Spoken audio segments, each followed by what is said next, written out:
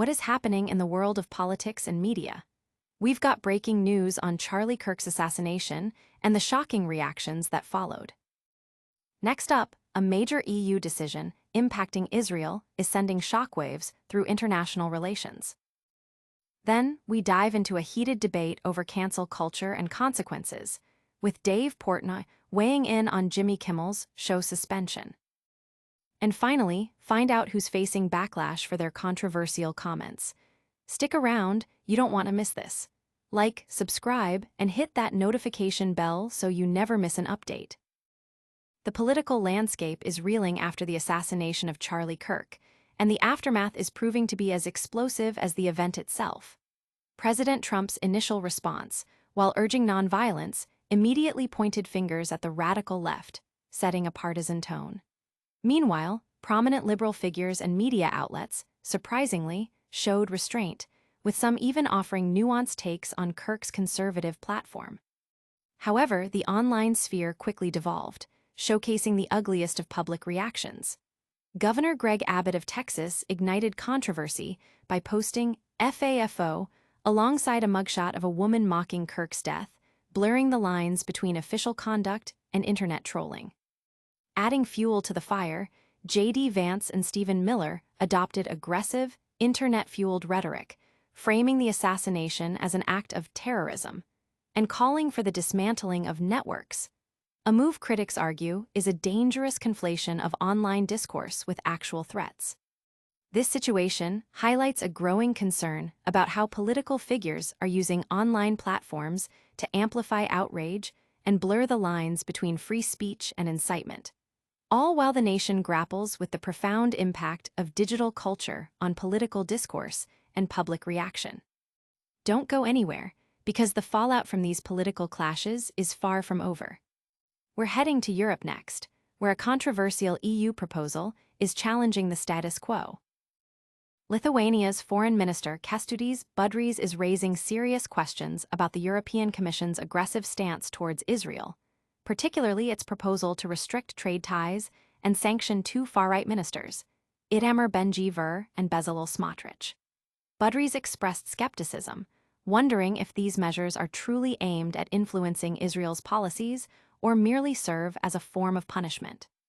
He argued that diplomatic channels and dialogue are more effective tools for applying pressure, rather than resorting to actions that could sever crucial cooperation. The minister highlighted the immense public pressure European policymakers face, often met with protests and demonstrations demanding action against Israel. However, he warned that cutting off dialogue could have severe geopolitical consequences, potentially alienating Israel and undermining Europe's broader relationship with the nation. The proposed sanctions, which include freezing millions in aid and suspending parts of the EU-Israel cooperation agreement affecting billions in exports, represent a significant escalation by the EU. Yet, strong opposition from key member states like Germany and Italy is expected to block the measures, despite the Commission's ability to unilaterally suspend aid. Israel has urged the EU to reconsider, as the debate intensifies over how to navigate international relations in the face of public outcry and political pressure. But the debate over international pressure and consequences doesn't stop there. We're turning the spotlight to a familiar face in the media world and a suspension that's sparking major controversy. The late-night talk show world is abuzz after Jimmy Kimmel was suspended indefinitely by ABC, and Dave Portnoy is pointing the finger directly at Kimmel himself. While many are rallying to Kimmel's defense, labeling it an attack on free speech and the latest victim of cancel culture, Portnoy argues it's a clear case of consequences for your actions. Portnoy distinguished between digging up old dirt to get someone fired, which he defines as cancel culture, and facing repercussions for offensive, rude, or dumb comments made in real time. Kimmel's controversial remarks followed the assassination of Charlie Kirk, where he appeared to mock the MAGA gang and falsely insinuated the shooter had far-right ideologies. These comments drew immediate flack, with the FCC chair even considering an investigation. Portnoy, who recently fired a Barstool intern for posting a tribute to Kirk's family, emphasized that brands have rules against personal opinions on official accounts, suggesting the intern's dismissal was about protocol, not politics.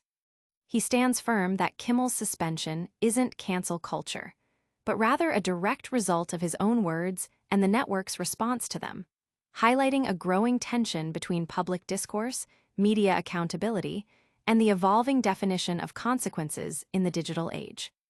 And speaking of consequences, the fallout from these media controversies is far from over. Our final story dives into another high-profile figure facing scrutiny for their public statements. Dave Portnoy is weighing in on the suspension of late-night host Jimmy Kimmel, asserting that Kimmel has only himself to blame for being taken off the air by ABC. Portnoy argues that Kimmel's offensive, rude, dumb comments made in real time about the assassination of Charlie Kirk are not a matter of cancel culture, but rather direct consequences for his actions.